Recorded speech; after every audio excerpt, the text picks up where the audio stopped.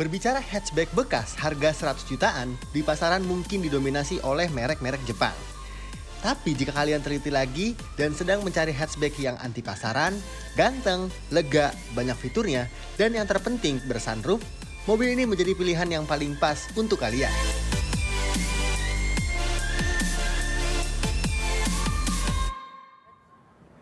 Oke teman-teman, jadi kalau kita berbicara mengenai sebuah hatchback gitu ya, di Indonesia sendiri hatchback itu didominasi oleh Honda Jazz, Toyota Yaris, ataupun Mazda 2. Tapi ingat teman-teman, ada satu hatchback underrated alias underdog yang kalian layak pertimbangkan walaupun di tahun 2022 ini. Dan ini dia hatchbacknya, yaitu sebuah Kia Rio. Karena dia adalah sebuah hatchback dari Korea Selatan yang sekarang tuh mobil-mobil Korea sedang berbenah sehingga mendapatkan fitur kenyamanan berkendara dan rasa berkendara yang cukup baik sekali. Dan mobil ini salah satunya, walaupun di tahun 2017 pertama kali keluarnya generasi keempat ini, namun fiturnya masih layak disandingkan dengan hatchback-hatchback modern saat ini teman-teman. Oke, sekarang kita sedikit menilik sejarahnya. Kia Rio adalah hatchback yang cukup melegenda ya. Punyanya Kia dari tahun 1999. Jadi itu generasi pertamanya Rio, yang kalau kalian ingat generasi ketiganya itu yang bentuknya seperti ini, itu cukup populer di Indonesia, disukai masyarakat Indonesia karena desainnya cukup radikal alias cukup berbeda daripada hatchback lainnya.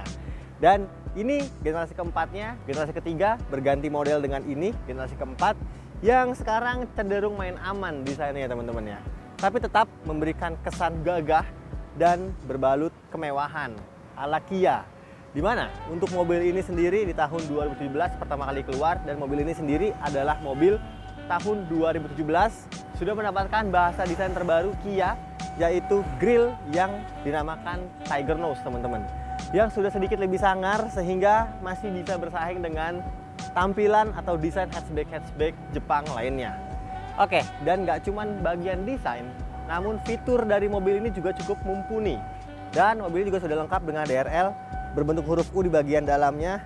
Juga di bawah ada satu buah fog lamp yang sudah LED.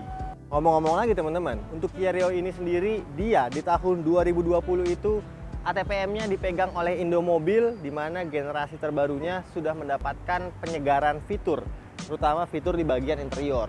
Namun untuk bagian eksterior sendiri, Kia Rio ini masih sama aja generasi sebelum penyegaran maupun sesudah penyegaran. Tampangnya masih sama-sama ganteng seperti yang kalian lihat di gambar saat ini. Sekarang kita bagian dapur pacunya. Apakah Kia Rio ini cukup powerful untuk bersaing dengan hatchback Jepang lainnya? Kita langsung intip. Well teman-teman, ini dia bagian dapur pacunya dari sebuah hatchback kebanggaan Kia, yaitu Kia Rio teman-teman. Yap, jadi ini bersandingnya seperti yang udah bilang tadi bahwa dia di kelasnya ada Honda Jazz, Toyota Yaris, dan juga Mazda 2 ya. Dan mesin ini juga nggak kalah powerful. Dia berisi 1400 cc 4 silinder yang tenaganya tercatat di angka 100 HP teman-teman, kurang lebih di 101 HP, dan torsinya cukup besar nih teman-teman, di 135 Nm.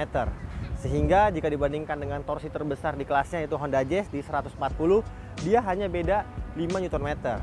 Dan yang gue rasain ketika menaiki mobil ini memang berbeda ya naiknya, walaupun dia secara kertas gitu ya kalah dengan Honda Jazz ataupun Toyota Yaris, namun tenaganya itu ngisi terus walaupun dalam putaran mesin yang minimal.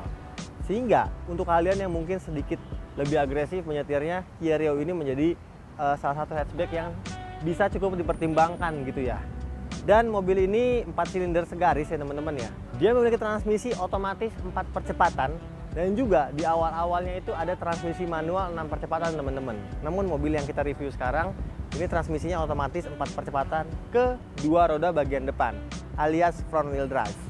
Dan mesin 1400 cc ini juga diklaim mampu mencatatkan tingkat efisiensi bahan bakar yang cukup baik jika dibandingkan dengan hatchback kompetitornya. Dalam kota dia sanggup di angka 12 km per liter, dan di luar kota tembus di 16 km per liter teman-teman. Oke, jadi cukup sekian, mesinnya cukup powerful dan juga efisiensinya yang cukup baik. Namun sayangnya untuk mesin ini terlihat sedikit lebih berantakan, dan di bagian atasnya sini juga belum ada peredam untuk kap mesinnya. It's okay karena itu bisa kalian tambahin semuanya. Oke, Cukup bagian mesinnya, sekarang kita ke bagian samping dan belakang sebelum akhirnya kita lihat bagian interior dari sebuah Kia Rio ini. Let's go, kita cek. Well, jadi kalau kita ngomongin bagian samping ya teman-teman, Kia Rio ini sebagai hatchback medium, yaitu memang sedikit mirip-mirip, namun besar jika dibandingkan para kompetitor. Pun jika dibandingkan dengan Kia Rio generasi ketiga, mobil ini lebih panjang 15 cm dan lebih lebar 5 cm teman-teman, sehingga membuat ruangan kenyamanan kabin di bagian dalam itu sedikit dibandingkan dengan generasi sebelumnya. Nanti kita buktikan saja untuk kelegaan kabinnya itu. Namun di bagian samping sini seperti di bagian depan desainnya sudah sporty, itu juga dihadirkan. Tapi di bagian samping sini sedikit lebih elegan karena dia memadukan ini brush aluminium, chrome yang tidak terlalu mencolok di bagian window line-nya. Dan dia sayangnya belum ada ini fitur keyless smart key. Jadi bukaan kuncinya masih pakai model kunci biasa, kunci yang lengkap dengan anak kuncinya. Oh, yang menarik adalah Kia Rio ini dalam standar ya teman-teman ya, sudah dibekali dengan velg ukuran 17 inci. Namun untuk mobil ini sendiri pemilik sebelumnya sudah mengganti velgnya menggunakan velg aftermarket merek dari HSR. Ukurannya sama 17 inci yang dibalut ban ukuran 215 aspek rasio 55. Dan untuk fitur keselamatan atau fitur pengereman, Kia Rio ini di depan sudah ada cakram yang lengkap dengan ABS brake assist. Namun sayangnya belum ada fitur vehicle. Sip, di bagian belakang remnya masih drum atau tromol biasa. It's okay karena lagi-lagi ini sebuah hatchback medium aja teman-teman. Jadi rem double cakram itu rasanya kurang perlu ya di hatchback ini. Oke, sekarang bagaimana kalau kita intip bagian akomodasi bagasi sebuah hatchback medium dari Korea Selatan ini. Kita langsung lihat. Urusan tampilan belakang dan bagasi, Kia Rio ini juga cukup mumpuni. Walaupun di belakang sini belum ada fitur kamera mundur dan lampunya masih full halogen, tapi tetap bentuk desainnya masih cukup ganteng bersaing dengan kompetitor lainnya. Oke, kita lanjut ke ruangan kargonya. Yap, di sini yang menjadi keunggulan dari sebuah Kia Rio. Bagasi hatchback ini ternyata luas sekali, cukup untuk menampung beberapa koper atau barang-barang lainnya. Untuk bagasi ini juga lengkap dengan cover yang bisa kalian lepas dan juga pasang. Tuh, jadi mobil ini memiliki apa ya? Mungkin material pintu yang cukup lebih baik ya teman-teman ya, jika dibandingkan dengan beberapa kompetitornya. Rasanya seperti menutup mobil-mobil Eropa gitu loh. Grek. Mantap sekali. Dan itu nice karena pintunya juga memang sedikit lebih berat ya jika dibandingkan hatchback Jepang lainnya. Oke, dan ini ruangan belakang alias duduk belakang dari sebuah Kia Rio ya. Dan untuk generasi ketiga ini Kia Rio rasanya berubah. Wheelbase-nya lebih panjang sehingga untuk ruangan penumpang di belakang sini terasa lebih luas. Seperti yang kalian lihat di gambar, di mana tinggi gua 185 cm, duduk dengan sempurna alias nyaman sekali di dalam Kia Rio. Di depan udah gua set dengan posisi berkendara gua, walaupun ini nggak di kursi sebelah kanan ya teman-teman ya. Dan ini dia ruangan kakinya, masih cukup lah, cukup sekali, bahkan kalau kalian mau agak santai pun rasanya masih bisa banget ya mengakomodir duduk kalian. Dan di belakang sini yang harus diapresiasi adalah penggunaan material jok. Ini untuk sebuah hatchback jarang sekali diberikan material jok kulit seperti ini. Rasanya nggak murahan ya teman-teman ya, karena dia backlit gitu, jadi bukan seperti jok biasa yang dikasihin sarung jok gitu, karena memang bawaannya sudah jok kulit. Dan ya rasanya empuk untuk busa joknya sendiri, dan kulitnya pun walaupun sintetis tapi cukup berkualitas nih. Tapi sayangnya di belakang sini untuk Kia Rio sebelum minor change atau penyegaran belum ada beberapa fitur entertainment gitu ya. Di depan sini belum ada lubang AC-nya atau kisi-kisi AC-nya, tapi kalau kalian mau ngecas gadget, ini ada satu buah colokan USB 2,1 ampere. Jadi langsung aja tinggal colokin kabel kalian ke colokan di konsol box tengah ini teman-teman. Dan yang gue apresiasi adalah rasa duduknya, dimana ini cukup nyaman, joknya empuk sekali, jadi cukup untuk kalian yang mungkin senang berpergian dengan teman-teman secara jarak jauh.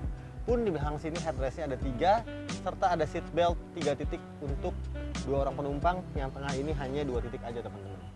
It's okay, nice. Ruang kepalanya pun cukup lebar, alias cukup banyak, jadi aman banget untuk ruangan penumpang di Kia Rio ini. Sekarang kita lihat bagian depannya. Apa yang menarik dari Kia Rio ini? Let's go.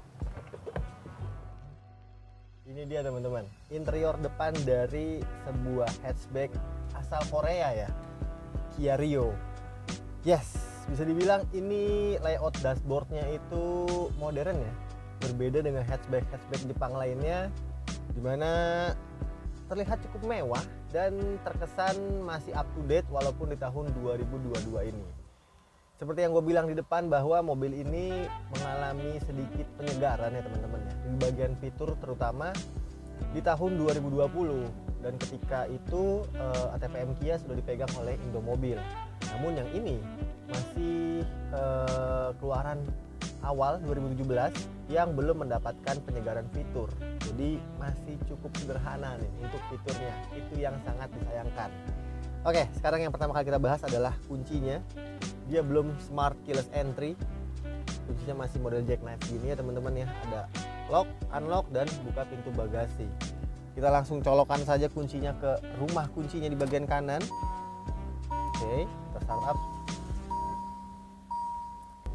Namun percaya deh, untuk getaran mesinnya, suara starternya ini tidak seperti hatchback Jepang lainnya.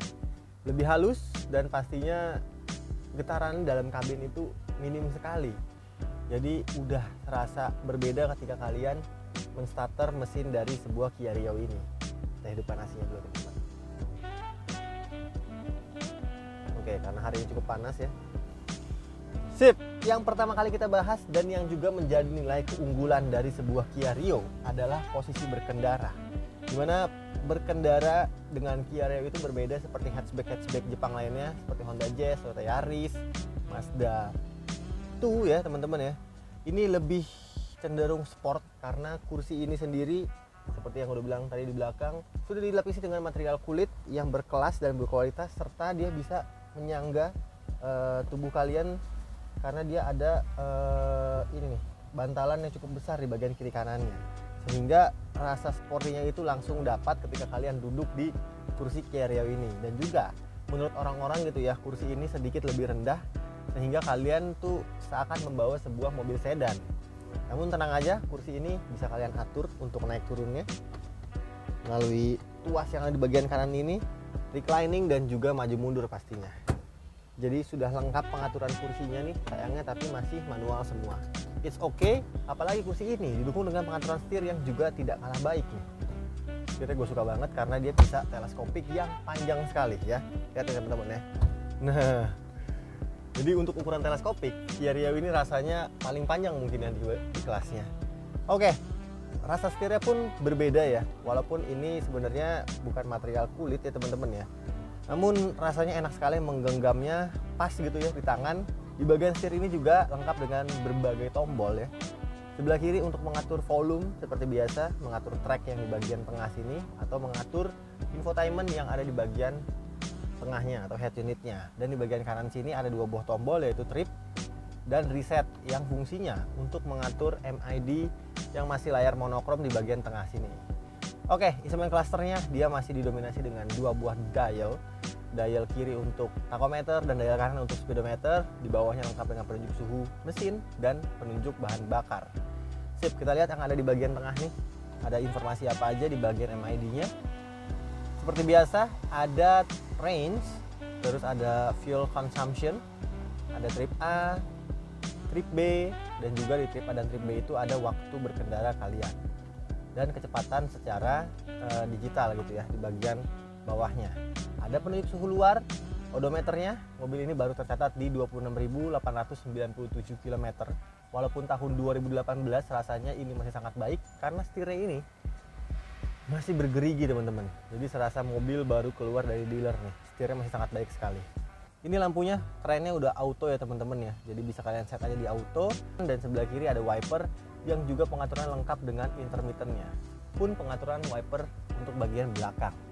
Oke, kita ke kanan lagi. Di sini ada untuk mengatur cahaya dimming di bagian tengah dan untuk mengatur tinggi rendahnya sorot lampu kalian di bagian kanan sini. Sekarang kita bahas bagian ini, entertainmentnya. Dimana untuk head to lead-nya ini dia tidak seperti Kia Rio yang sudah mengalami penyegaran fitur ya. Layarnya masih terlihat cukup jadul ya, atau cukup klasik, menggunakan layar digital yang masih hitam putih nih teman-teman. Namun untuk pengaturannya tenang aja, dia cukup lengkap nih karena bisa menyambungkan konektivitas melalui Bluetooth dan juga colokan AUX dan USB di bagian bawah teman-teman. Sip, kita ke bawah. Ini ada untuk buka dan mengunci pintu. Di bagian tengah sini ada hazard, dan di bagian tengah ini yang disayangkan juga adalah pengaturan AC untuk Kia Rio ini yang sebelum penyegaran masih belum digital teman-teman. Jadi pengaturan AC-nya masih bentuknya luas puter-puteran begini, nggak apa-apa, tapi lengkap untuk pengaturan suhu dingin dan panasnya dari bagian kiri, dan pengaturan arah semburan juga cukup lengkap. Sip, di bagian bawah ada tombol AC dan juga untuk penghangat kaca belakang. Oke, kita ke bawah. Ada colokan lighter 12 volt, ada colokan AUX, USB. Nah, ngomongin material kabin, walaupun semuanya di sini masih didominasi dengan material plastik ya, namun material plastiknya itu terasa solid sekali dan ya bagus gitu loh. Bukan material plastik sembarangan, semuanya keker, nggak ada bunyi kriut seperti mobil-mobil Jepang lainnya. Kita ke belakang lagi, ada tuas persneling. Ini transmisinya lengkap dengan mode triptoniknya, walaupun mobil ini belum mendapatkan fitur pedal shift gitu. Dan tempat penyimpanan juga cukup banyak nih teman-teman. Di tengah sini ada 2 buah cup holder, ada 1 buah tempat penyimpanan tertutup yang cukup besar. Di sini ada glove box ya teman-teman ya, nggak usah opening pastinya.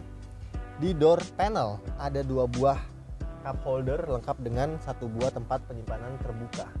Dan untuk speakernya sendiri dia sudah mendapatkan 4 buah speaker lengkap dengan 2 buah tweeter di bagian kiri kanan. Oh, hampir saja kelupaan, ini yang menjadi nilai utama atau nilai jualan dari sebuah Kia Rio, dimana dengan uang 160 juta teman-teman ya, kalian bisa mendapatkan hatchback yang ada, ya ini moonroof ya, moonroof yang bisa kalian buka, sunroof lah ya, karena dia masuk ke dalam seperti ini. Dan ya, jadi kalau kalian senang selfie di dalam mobil, Kia Rio ini pastinya masih sangat bisa mengakomodir kemauan kalian. Masih halus sekali, sunroofnya, bukaan tutupnya pastinya anti bocor-bocor bos. Oke, selain itu semua, mobil ini masih dalam keadaan yang cukup baik bersaing dengan hatchback modern saat ini. Dan seperti yang gue udah mention tadi, harganya murah aja bos, 100 jutaan bisa dapetin hatchback bersunroof ya. Sekarang kita kasih tahu harganya, tapi sebelumnya kita keluar dulu dari Kia Rio ini. Let's go.